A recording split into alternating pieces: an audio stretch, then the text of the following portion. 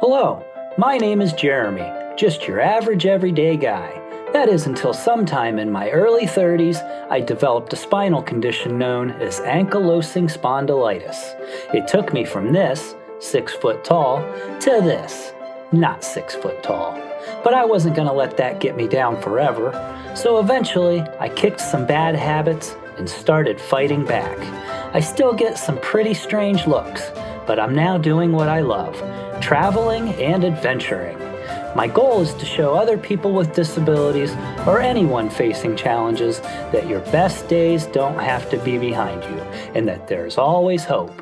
So thanks for joining me, the Handicapped Hiker.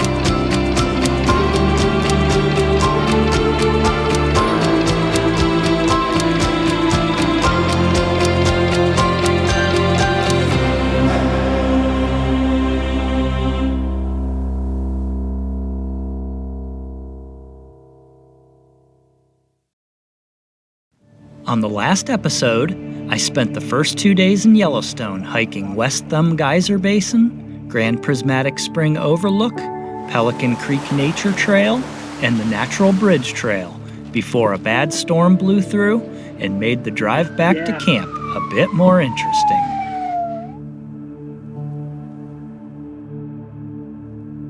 Day 3 begins by packing up camp at Grant Village and beating the crowds to Old Faithful Village.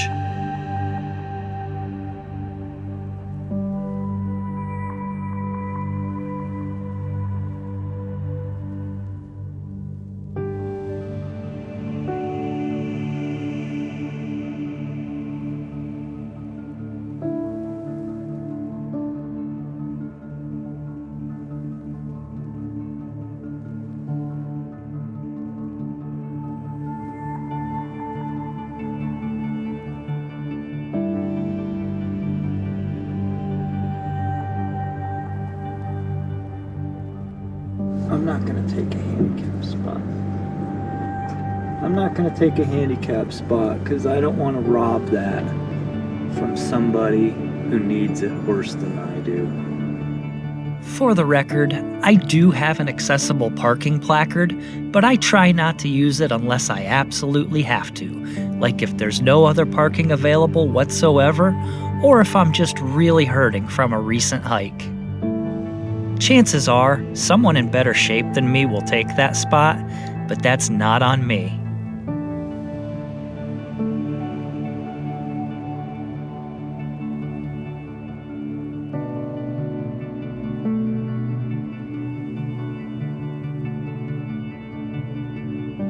I've seen Old Faithful dozens of times from the ground, so I'm up for something different today.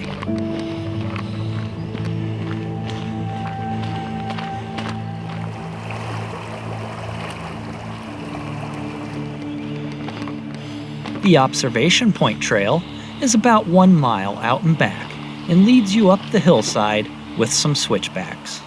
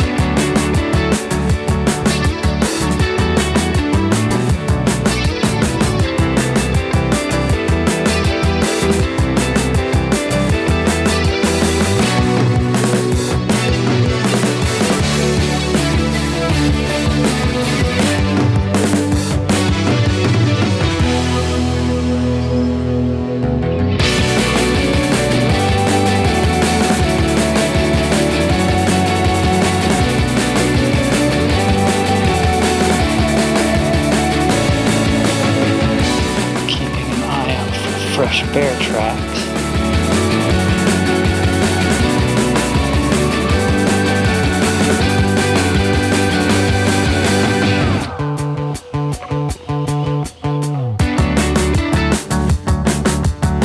Nope. Just the invasive species, humans.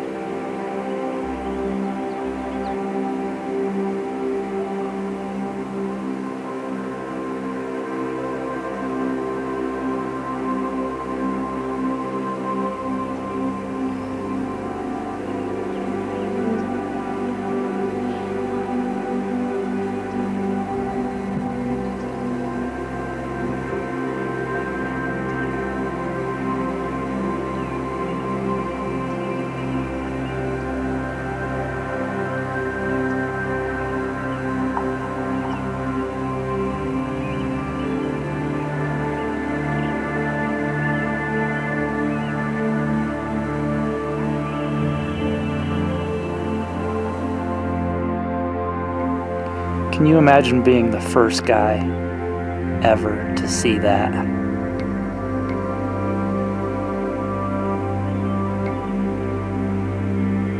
Wow. It's early in the morning, but it's not that early, and we're the only ones up here. I only saw 2 other people on the way down the trail, but there's nobody up here for this eruption.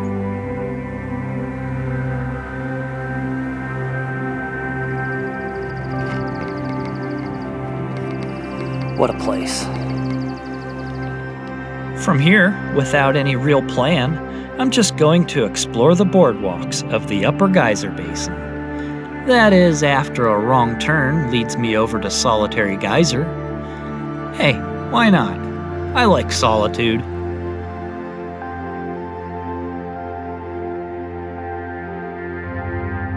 With great anticipation and growing excitement, I waited and waited and waited, then...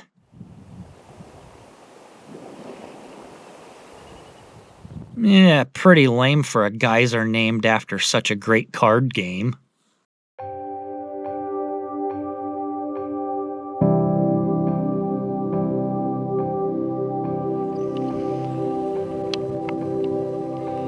There are nearly 500 geysers in Yellowstone, which is the highest concentration anywhere on Earth.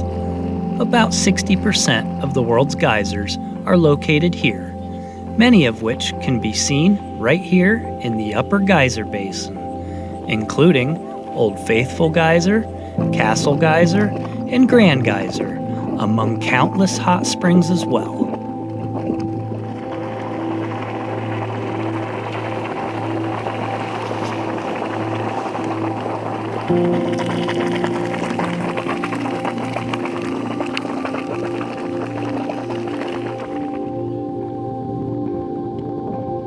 Only 6 of the park's geysers are considered, quote-unquote, predictable. But if you've been paying attention to the news recently, in July 2024, a massive hydrothermal explosion at Biscuit Basin proves that nothing is truly predictable.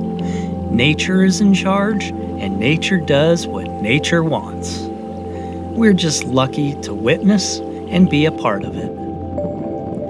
In my opinion, we should all strive to be more a part of it.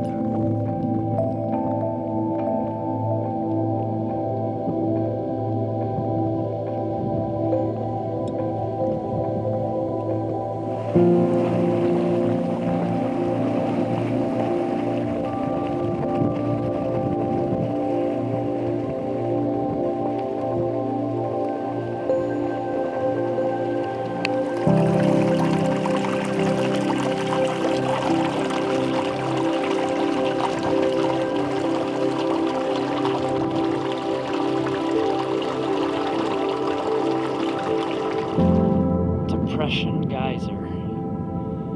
Yeah, I'm not really feeling it today either, Geyser.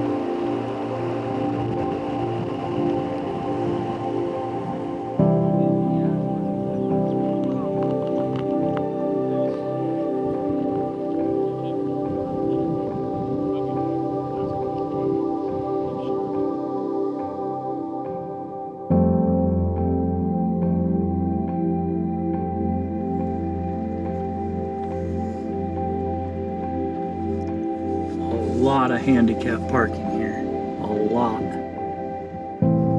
This whole front row is handicap parking. I like seeing that. Plenty of handicap parking here. Very cool.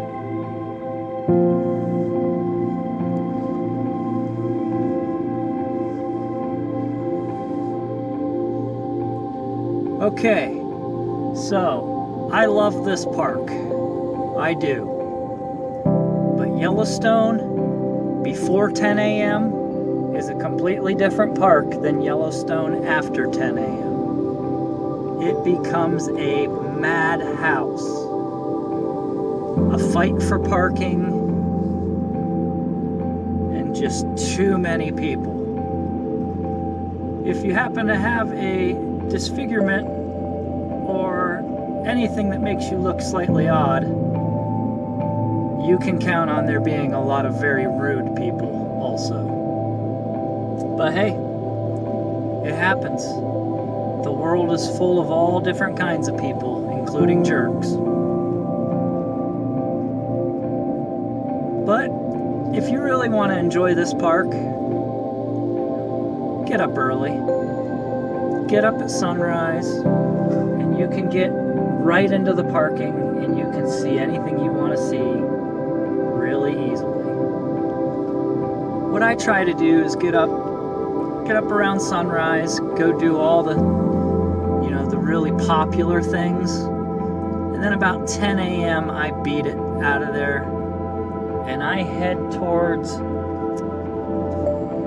let's say less frequently visited areas, like the northern end of the park, Tower Junction area, Roosevelt Lodge area, up through there. Still busy places, but not like Old Faithful. And like I said before, get away from the parking lots, get away from the road. Do some of these trails. It becomes very quiet and peaceful and enjoyable.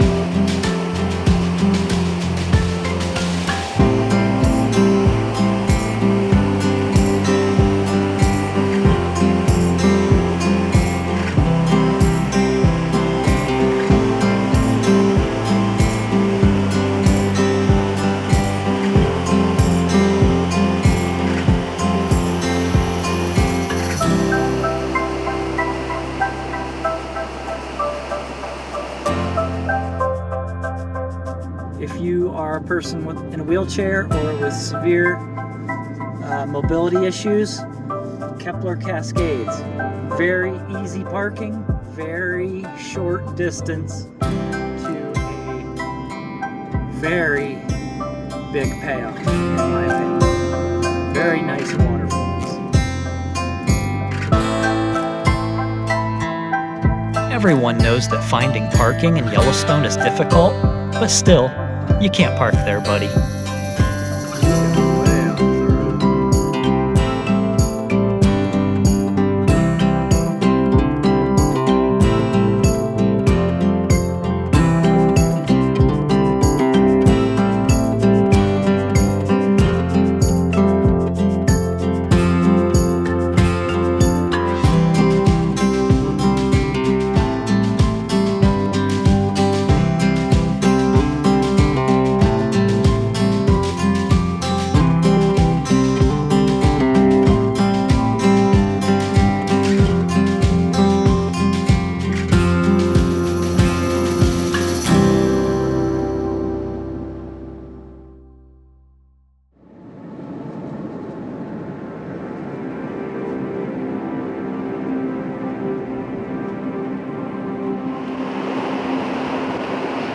LeHardy Rapids. Driven by it several times, never stopped.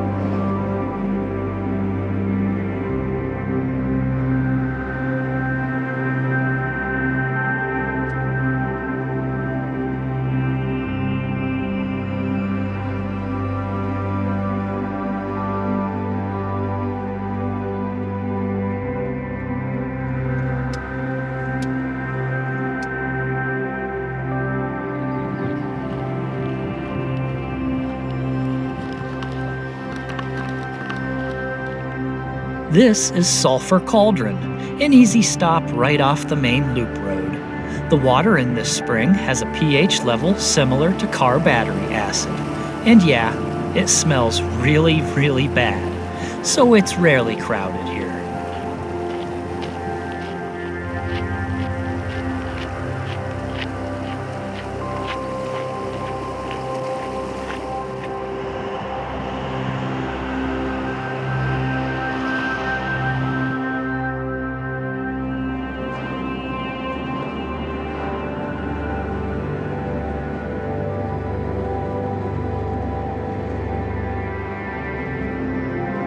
A lot of rain last night in those storms. The river is up a lot.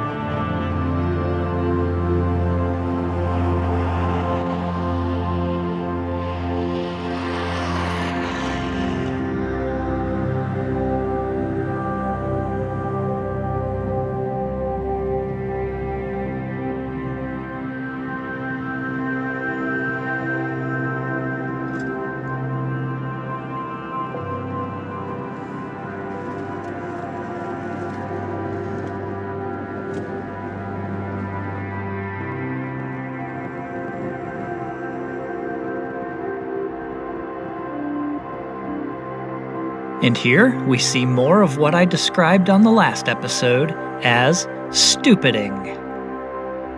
I don't wish harm on anyone, but I have to admit, I was kind of hoping to see a flying monk. You know, without injury, of course.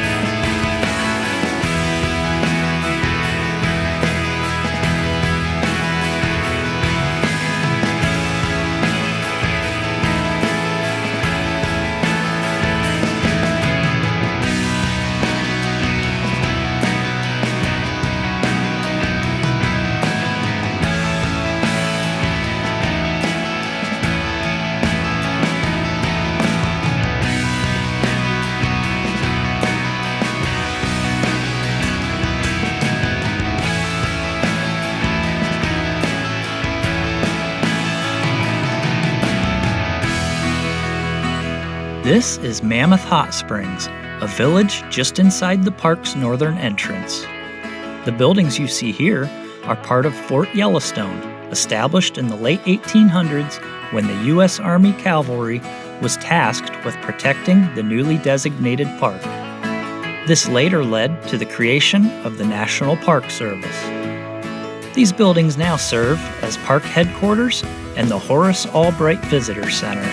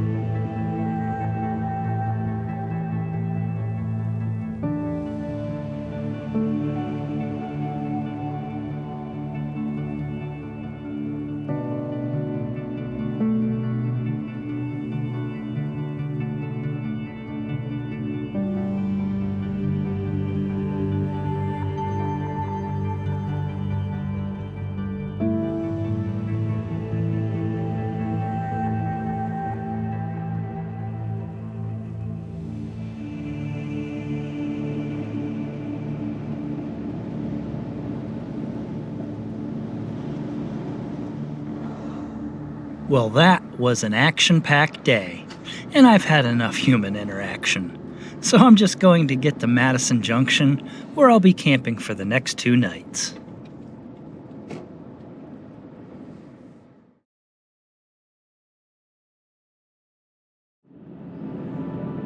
Day 4 begins a lot like Day 3, heading to Old Faithful Village to finish geyser gazing, all the way down to Morning Glory Pool.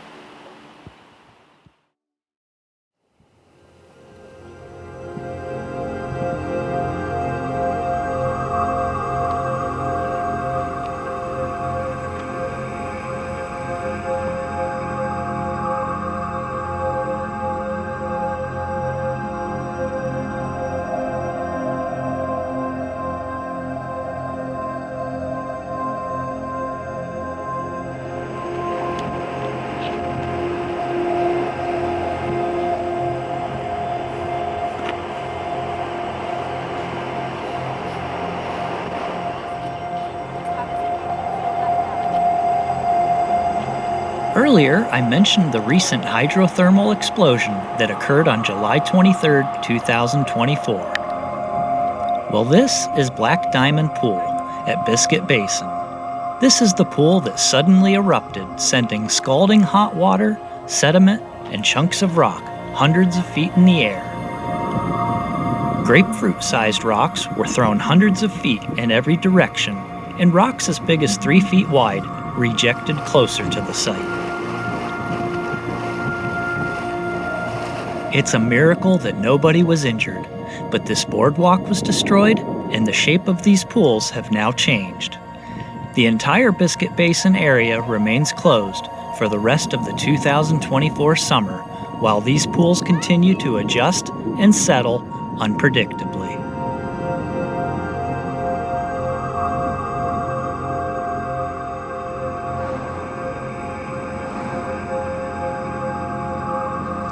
Whoa, whoa, whoa, whoa, buddy.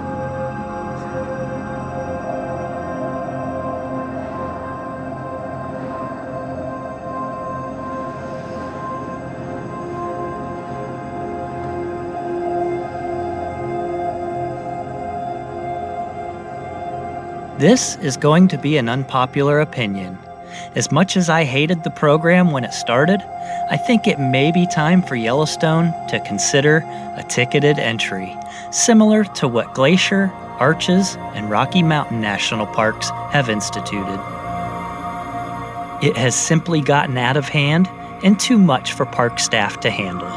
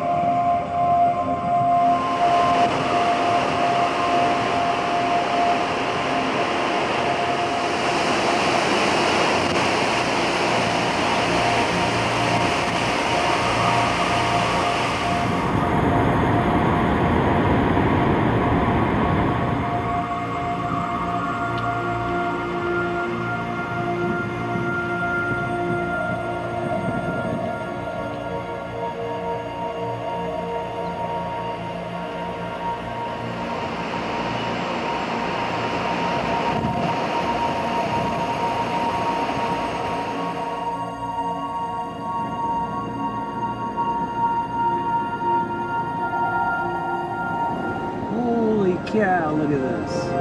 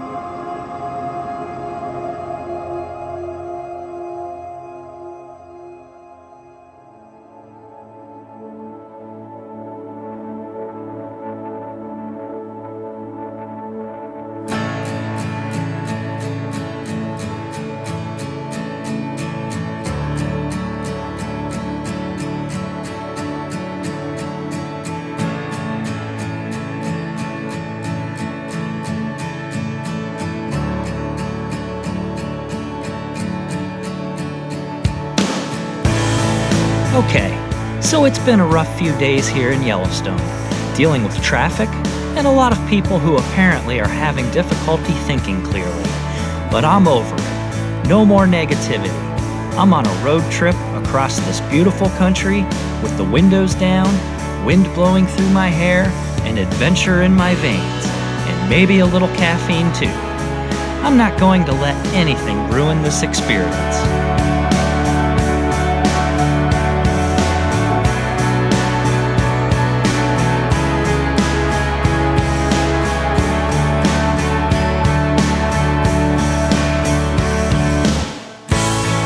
One more Yellowstone episode to come, full of bears, bison, snakes, moose, coyotes, and I take on the biggest hike I've ever attempted in this park. Then it's off to join the family in Geyser for another unbelievable series of challenges. So be sure to tune in for the next episode, and we'll see you then.